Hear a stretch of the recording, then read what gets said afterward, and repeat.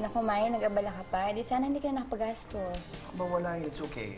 Anything for you, okay lang sa akin. Sis, nang bola pa sa. Sige na nga, kumain na nga tayo. Ubusin na natin to, girls. Bang klase ka magpauga kahapon. Pang isang buwan na nating budget yun eh. Kaibigan tayo eh. Ayaw ko lang hayaan yung pagpapanggap mo. Pero kung sa tingin mo, mali ako, ikaw. Brick? Sassy, Anong ginagawa mo dito? Tsaka bakit ganyan yung suot mo? ito yung trabaho ko. Brick, sandali mo. Kausapin mo naman ako. Ba't ba kailangan pumunta ba dito, ha? Di ba inamin ko naman na sa'yo yung totoo? So kailangan pa talaga makita ng pinamamata mo kung gano'n kahirap. Yan. Nakikita mo? Yung bahay ko, nakatira ko sa squatters area. Wala kami magandang appliances. Hindi malaki yung bahay namin, katulad ng bahay nyo. Masaya ka na? Brick! Brick, sandali lang.